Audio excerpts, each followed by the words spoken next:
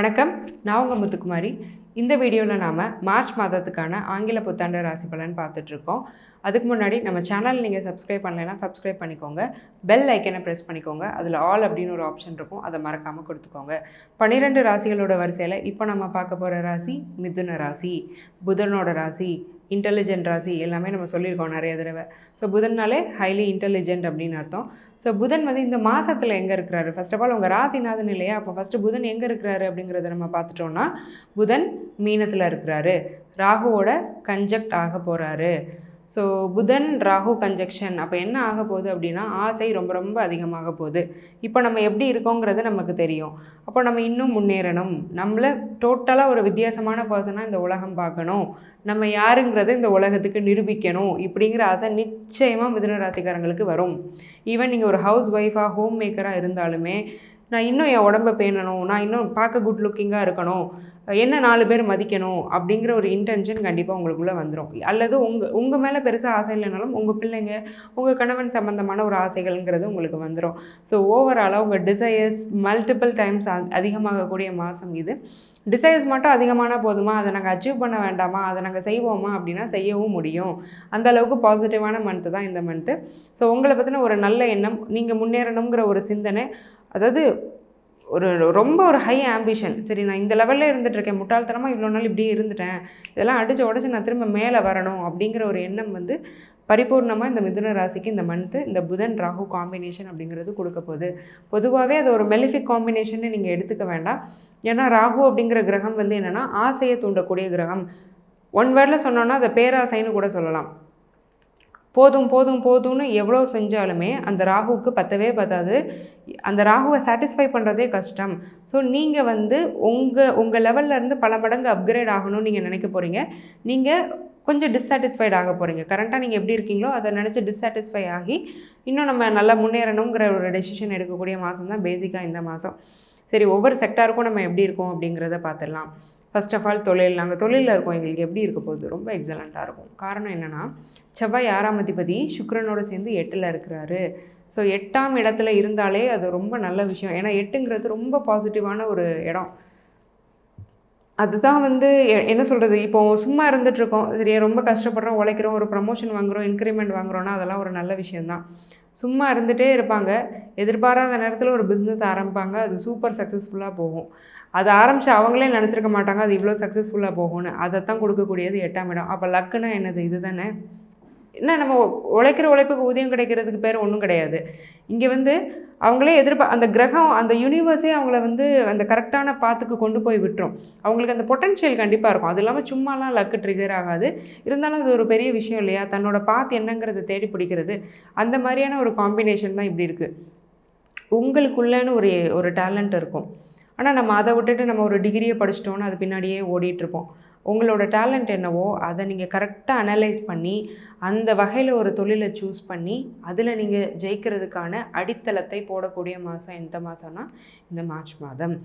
For saying, நீங்கள் ஒரு commerce group எடுத்திருக்கீங்க, ஒரு காமர்ஸ் படிச்சிருக்கீங்க, ஆனால் வந்து உங்களுக்கு ஒரு ஃபுட் பிஸ்னஸ் பண்ணணும்னு ஆசை, இல்லை ஒரு கேட்ரிங்கு, இல்லை இன்னொரு ஏதாவது ஒரு அடிஷ்னல் கோர்ஸு உங்களோட பேஷன் ரிலேட்டடாக பண்ணணுன்னு ஆசைன்னா நீங்கள் அதை கூட தொடலாம்.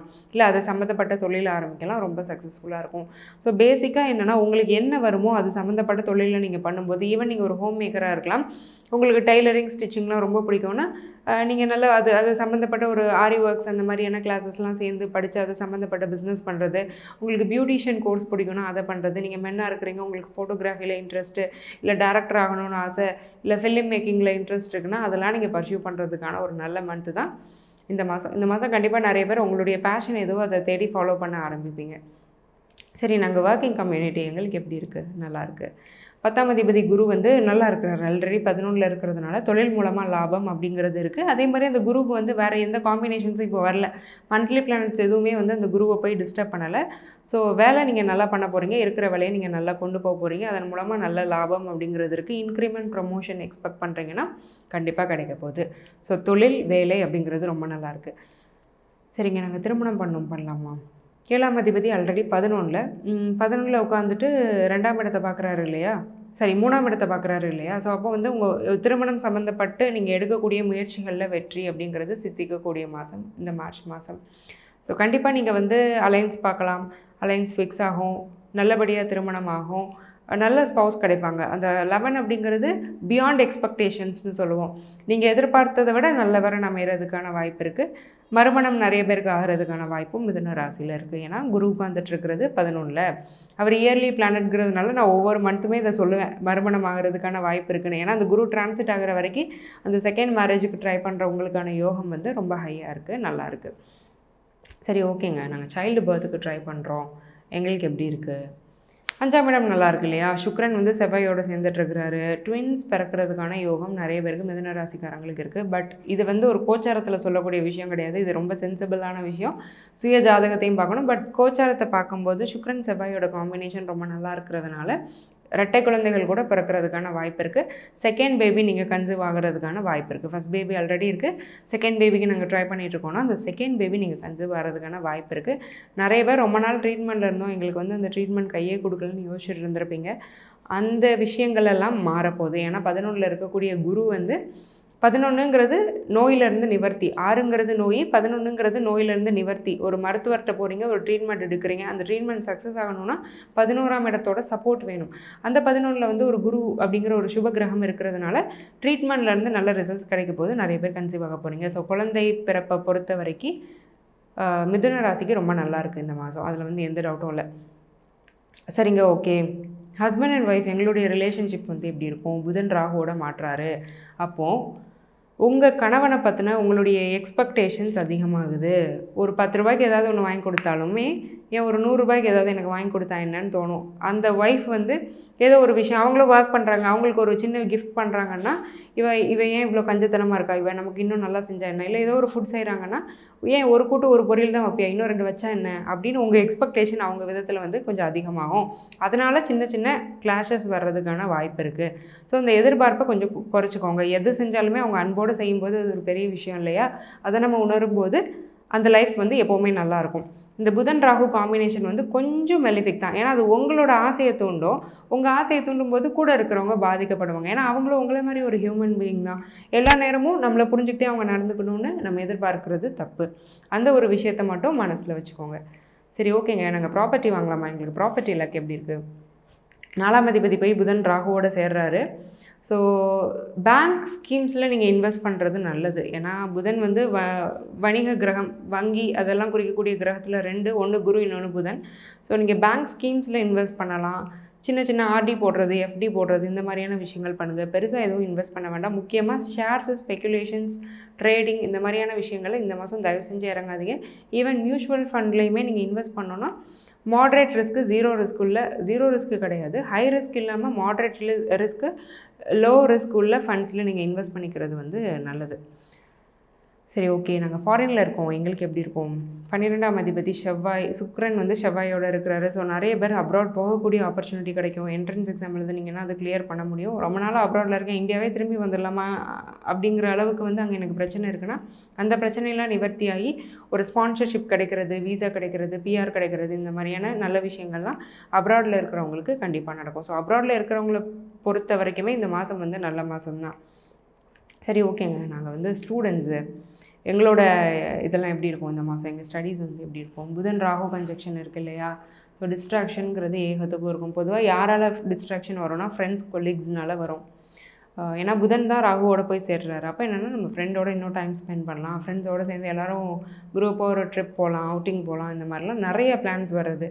ஸோ அதனால் உங்களோட முக்கியமான எக்ஸாமினேஷன் ஸ்கெடியூல்ஸ் அஃபெக்ட் ஆகுறது. மேபி உங்கள் ஃப்ரெண்டு வேறு ஏதாவது ஒரு தொழில் பிஸ்னஸில் இருக்கலாம், பட் நீங்கள் ஒரு எக்ஸாமை நம்பி மட்டும் இருப்பீங்க. இந்த லாவிஷ்னஸ் இதெல்லாம் வந்து நமக்கு எப்போவுமே கிடைக்கும். இன்ஃபேக்ட் எப்போவுமே வந்து ஒரு குட் சைடும் ஒரு ஃபன் சைடும் நமக்கு இருக்க வேண்டியது அவசியம். ரொம்ப சீரியஸாகவே போயிட்டு இருந்தால் லைஃப் நல்லா இருக்காது. பட் அந்த ஃபன் சைடு வந்து உங்களோட அந்த முக்கியமான அந்த ஸ்டடீஸை அஃபெக்ட் பண்ணாமல் இருந்ததுன்னா நீங்கள் அந்த ட்ரிப்பை எடுத்துக்கலாம். இல்லை பரவாயில்ல எல்லோரும் கூப்பிட்றாங்க நான் போயே ஆகணும்னு நீங்கள் போனீங்கன்னா அது நல்லா இருக்காது. சில பேர் வந்து ஃப்ரெண்ட்ஸால் மேனிப்புலேட் பண்ணப்படுவீங்க. ஏன்னா இப்போ பார்த்தாலும் நீ புக்கை வச்சுட்டே இருக்க, நீ என்ன பூமரா அப்படிலாம் கேட்பான். அப்படிலாம் கேட்டால் நமக்கே சுருன்றோம். நம்ம வந்து அப்படிலாம் இருக்கவும் மாட்டோம். நமக்கும் ஒரு ஃபன் சைடு இருக்கும், பட் நம்ம அதை காட்டிகிட்டே இருக்க மாட்டோம். பட் அவங்க அப்படி சொல்லும்போது வந்து நமக்கே ஒரு மாதிரி கில்ட் ஆகிரும். நம்ம அப்படி இருக்கோமோ, அப்படி இருக்கக்கூடாதோ, நம்ம கொஞ்சம் மாறணுமோ, அப்படிலாம் அவசியம் கிடையாது. That's okay. சில பேர் நம்மளை அப்படி சொல்கிறாங்கன்னா அப்படி சொல்கிறது ஒன்றும் தப்பு கிடையாது. அதனால் நம்ம ஒன்றும் குறைஞ்சி போயிட மாட்டோம். உண்மையிலே உங்களுக்கு ஒரு பிரேக் எடுக்கணும்னு தோணுனா மட்டும் எடுத்துக்கோங்க. அனாவசியமான பிரேக்ஸு, அனாவசியமான ஹேங் அவுட்ஸ்லாம் வேண்டாம். சரிங்களா? இதை மட்டும் பார்த்துக்கோங்க. மித்தபடி இந்த பேங்கிங் எக்ஸாம் கேண்டிடேட்ஸ்க்கு நிறைய செலெக்ஷன்ஸ் மிதுன ராசிக்கு வரும். 11ல் குரு. ஸோ பேங்கிங், ஃபினான்ஸ் செக்டரில் நீங்கள் எக்ஸாம் எழுதுறீங்கன்னா நல்லாயிருக்கும். கவர்மெண்ட் பேங்க்ஸுக்கு தான் எழுதிட்டுருக்கேன்னா இந்த மாதம் கொஞ்சம் கஷ்டம். ஏன்னா என்னதான் இருந்தாலும் சூரியன் போய் சனியில் போய் மாட்டிகிட்ருக்கிறாரு. ஸோ ப்ரைவேட் பேங்க்குக்காகவும் நீங்கள் எக்ஸாம்ஸ் எழுதுங்க, ட்ரை பண்ணுங்கள். ப்ரைவேட் ஃபினான்ஷியல் செக்டர்ஸ்க்கும் நீங்கள் எக்ஸாம்ஸ் எழுதலாம். பேங்கிங், ஃபினான்ஸில் நிறைய பேர் மிதுனத்தில் ப்ளேஸ் ஆகிறதுக்கான வாய்ப்பு இருக்குது. NEET examination, railway, central government jobs ரொம்ப நல்லா இருக்குது. சூரியன் சனி சேர்க்கை இருக்குது. செகண்ட் ஹாஃப் ஆஃப் த மந்த்துக்கு மேலே மித்தபடி ஸ்டேட் பிஎஸ்சிக்கு எக்ஸாம் எழுதுகிறவங்களுக்கு நல்ல ரிசல்ட்ஸ் வர்றதுக்கான வாய்ப்பு இருக்குது. சரி, எங்களுடைய ஹெல்த் எப்படி இருக்குது? இதெல்லாம் நல்லா இருக்குது. எங்கள் ஹெல்த் எப்படி இருக்குது? சின்ன சின்ன பிரச்சனைகள் இருக்குது. முக்கியமாக வயிறு சம்மந்தப்பட்ட பிரச்சனைகள் பாசிபிள். உடம்புல சூடு ரொம்ப அதிகமாகிறதுக்கான வாய்ப்பு இருக்குது. குளிர்காலத்துலேயும் சூடு எப்படி அதிகமாகும்னா ஆகிறதுக்கு வாய்ப்பு இருக்குது. என்ன ரீசன்னா செவ்வாய் வந்து உச்சமாக இருக்கிறாரு. ஸோ நீங்கள் ப்ராப்பராக உடம்பை ரொம்ப ஹீட் ஆகக்கூடிய ஃபுட்டை நீங்கள் எடுத்துகிட்டே இருந்தீங்கன்னா உடம்பு தன்னால் ஹீட் ஆயிரும். ஸோ அதனால் நீங்கள் எடுக்கக்கூடிய ஃபுட்டில் கொஞ்சம் கவனமாக இருங்க. உடம்பு கொஞ்சம் கூல் ஆக்கக்கூடிய ஃபுட்டை எடுத்துக்கோங்க. ஒரு வாரத்துக்கு ஒருக்க எண்ணெய் வச்சு குளிக்கிறது, இந்த மாதிரியான விஷயங்கள்லாம் பண்ணி உங்களை நீங்களே பார்த்துக்கிறது நல்லது. மேஜராக ஹெல்த் ரிஸ்க் ஒன்றும் இல்லை. ஹீமோக்ளோபின் கவுண்ட் கம்மியாகிறதுக்கான வாய்ப்பு இருக்குது. அயன் ரிச் சப்ளிமெண்ட்ஸ் இல்லைனாலும் கூட அயன் ரிச் ஃபுட்டு, கீரை, காய்கறி, அந்த மாதிரியான விஷயங்களை ஃப்ரீக்வெண்ட்டாக எடுத்துக்கோங்க. ஸோ ஓவராலாக மீனத்துக்கு நிறைய பாசிட்டிவான விஷயம் தான் நம்ம சொல்லியிருக்கோம். இவ்வளோ நேரம் நம்ம பார்த்துட்டு இருந்தது வெறும் பொது பலன் தான், ஜென்ரல் ப்ரெடிக்ஷன் தான்.